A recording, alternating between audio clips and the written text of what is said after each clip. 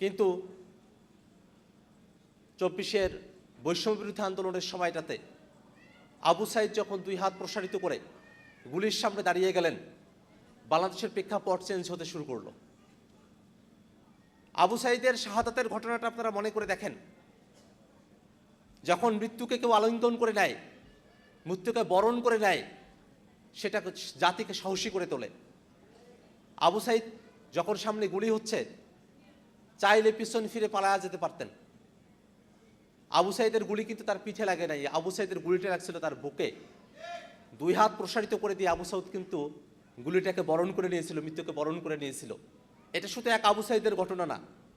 আজকে যারা এখানে শহীদ পরিবারের সদস্যরা আছেন, আপনারা জানেন, আপনাদের হয়তো অনেকেই, আপনারা যারা এখানে উপস্থিত আছেন, আপনারা অনেকে যারা আহত, তারাও এটা জানেন যে আমাদের আহত যোদ্ধারা এবং আমাদের শহীদেরা, তারা জীবনের কোনো পরোয়া করে নাই। তারা যখন জীবন দেওয়ার জন্য রাজপথে নেমেছিল, তারা বেঁচে ফিরবে এই আশা নিয়ে তারা আর নামে নাই। তারা চেয়েছিল জীবন গেলে যাবে, কিন্তু হাসিনার এই অপশাসন বাংলাদেশে আর চলতে দেয়া যাবে না। এটাই ছিল তাদের এক দফার কথা। এক দফার মধ্য দিয়ে বাংলাদেশের জনগণ একটা মুক্তির দিকে অগ্রসর হয়েছিল। এই এক দফার যে প্রেক্ষাপট, সেখানে আমাদের জুলাইয়ের শহীদ এবং জুলাইয়ের যারা আহত যোদ্ধারা আছেন এবং জুলাই যোদ্ধা সার্বিকভাবে যারা, সকলেই, এটা দলমত নির্বিশেষে সকলে মিলে বাংলাদেশকে এক দফার দিকে নিয়ে গিয়েছিল। এই সাহস বাংলাদেশের মানুষের মধ্যে সঞ্চারিত হয়েছিল এবং বাংলাদেশের এমন কোনো বর্গ নাই, এমন কোনো সেকশন নাই, এমন কোনো গোত্র নাই যেখানে জুলাইয়ের আহ্বানটা পৌঁছায় নাই। জুলাই ছিল এত ব্যাপক, কিন্তু সেই জুলাইকে এখন নানাভাবে খাটো করে দেখার একটা প্রবণতা অনেকের মধ্যে তৈরি হয়েছে। এটা অত্যন্ত দুঃখজনক। আমরা এটা দেখি সময়ে সময়ে, মুক্তিযুদ্ধ বড় না 24 বড়, এই ধরনের বিতর্কের মধ্যে আমাদেরকে ঠেলে দেওয়া হয়। কিন্তু বাস্তবতা হলো, যে মানুষগুলা মুক্তিযুদ্ধে শহীদ হয়েছেন, যে মানুষগুলা 24-এ শহীদ হয়েছেন, সেই মানুষগুলাকে কি আপনি কোনটা বড় কোনটা ছোট এই প্রশ্ন জিজ্ঞাসার তো কোনো মানে নাই। বরং সেই মানুষগুলোকে জিজ্ঞেস করে দেখেন, সেই মানুষগুলার সবার আকাঙ্ক্ষা এক ছিল। 24 এবং 71 আকাঙ্ক্ষার জায়গা থেকে এক, বাংলাদেশকে বৈষম্য মুক্ত করা, বাংলাদেশকে সামনের দিকে অগ্রসর করা। আমরা যখন মুক্তিযুদ্ধ অবতীর্ণ হই, তখন যেমন বলা হয়েছিল সাম্য, মানবিক মর্যাদা, সামাজিক সুবিচারের জন্য এই মুক্তিযুদ্ধ। আমরা যখন এক দফায় অবতীর্ণ হই, তখনও বলা হয়েছিল ফ্যাসিবাদী ব্যবস্থার বিলোপ এবং নতুন রাজনৈতিক বন্দোবস্তের জন্য এই এক দফা। সবগুলো কথার পিছনে গিয়ে দেখেন, একটা সুন্দর বাংলাদেশ, সুন্দরভাবে এই বাংলাদেশের পুলিশ প্রশাসন চলছে, সচিবালয়টা চলছে, এই বাংলাদেশের বিচারালয়টা কারোর কাছে দখল হয়ে নাই, এমন ধরনের একটা বাংলাদেশের আকাঙ্ক্ষাই আমাদের ছিল। দুর্ভাগ্যের বিষয়, আমরা সেই আকাঙ্ক্ষাগুলোর ধারে কাছেও এখন যেতে পারছি না। আমরা চেয়েছিলাম যে আমাদের বিচার বিভাগ স্বাধীন থাকবে, কিন্তু বর্তমান সরকার বিচার বিভাগকে স্বাধীন রাখার জন্য একটা আলাদা সচিবালয় দরকার, বিচারপতিতে নিয়োগের জন্য একটা আলাদা আইন দরকার, তার কোনো কিছুই তারা করছে না। সচিবালয় হয়েছিল, সেটা এখন বাতিল হয়ে গেছে। এরকম একটা পরিস্থিতির দিকে আমাদেরকে ঠেলে দেওয়া হয়েছে। আমরা এই ধরনের পরিস্থিতি দেখতে চাই নাই। এবং বাংলাদেশের মানুষেরা যারা 24-এর অভ্যুত্থানের সময়টাতে যারা সামিল হয়েছিলেন, এই মানুষেরা তখনও যে আকাঙ্ক্ষার মধ্যে ছিলেন, এখনও সেই আকাঙ্ক্ষাটা তারা ধারণ করেন এবং তারা এটা বিশ্বাস করেন, যদি আকাঙ্ক্ষা থেকে চ্যুতি ঘটে, তাহলে এই মানুষেরা, তারা প্রয়োজন হলে আবারও তারা রাজপথে নেমে আসবেন। এই মানুষেরা এমন ধরনের একটা আকাঙ্ক্ষা নিয়ে বাংলাদেশকে তারা দেখেন।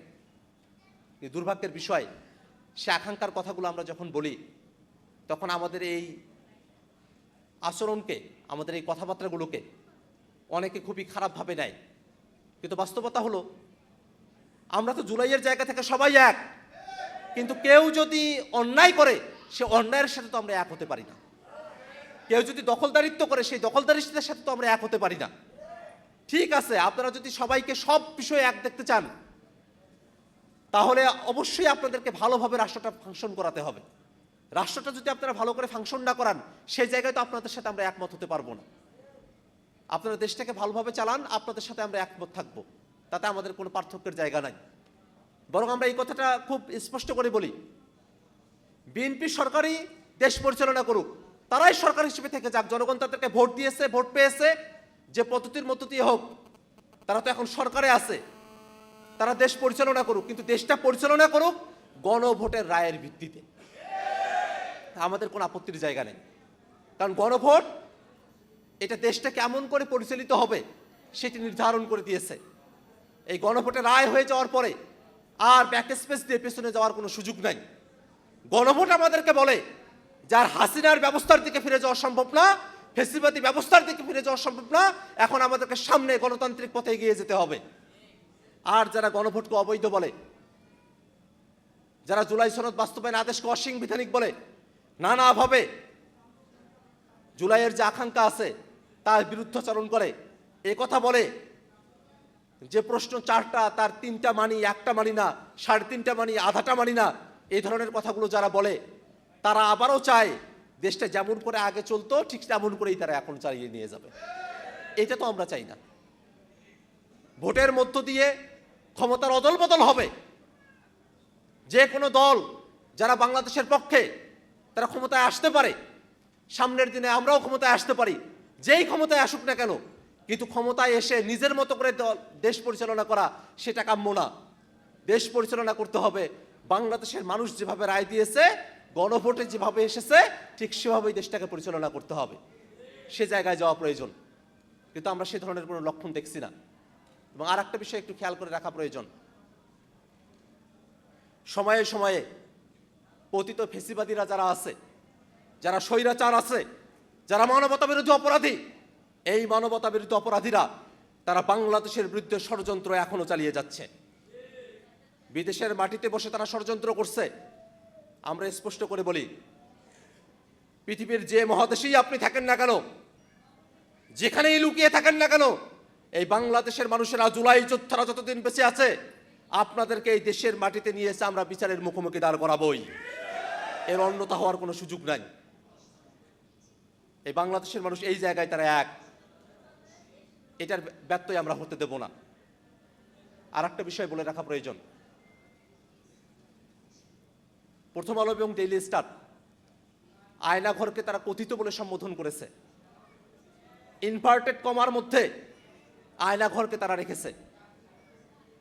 আয়নাঘরের এই দুঃসহ ভয়াবহতা যারা দেখে এসেছেন সেই মানুষেরা কিন্তু এখনো জীবিত। যারা মারা গেছেন তারা তো গেছেন, কিন্তু যারা জীবন নিয়ে বেঁচে এসেছেন এই মানুষগুলো সাক্ষী দিতেছে। এত মানুষের সাক্ষীর পরেও আয়নাঘর পতিত হয় কেমন করে? আয়নাঘরকে পতিত বলেন কেমন করে? এত মানুষ জীবন দেওয়ার পরেও, এত মানুষ ওই আয়নাঘরে নিষ্পেষিত নিপীড়িত থাকার পরেও বছরের পর বছর আয়নাঘরে যারা থেকে এসেছে তারা জানে আয়নাঘরের ভয়াবহতা কত দূর। সেই মানুষগুলোর ত্যাগ, সে মানুষগুলোর কষ্ট, তার সাথে বেইমানি করার সুযোগ খুঁজবেন না।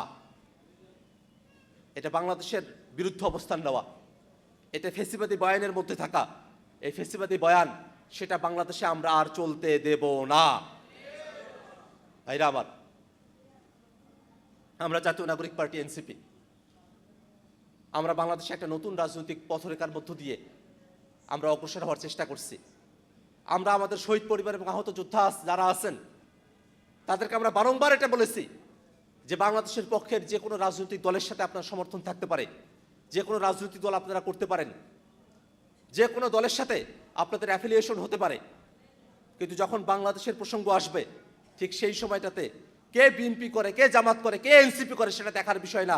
বাংলাদেশের প্রসঙ্গ আসলে আওয়ামী লীগ যদি বাংলাদেশে মাথা উঁচু করার চেষ্টা করে ওই সময়টাতে জুলাই যোদ্ধারা আমরা দলমত দেখব না, আমরা সবাই এক হয়ে এই বাংলাদেশের পক্ষেই আমরা অবস্থান নেব। সেই আহ্বানটা আপনাদের কাছে রেখে আজকে আপনারা যারা এখানে উপস্থিত হয়েছেন তাদের সকলকে আবারও ধন্যবাদ জানিয়ে আমি আমার বক্তব্য এখানে শেষ করছি।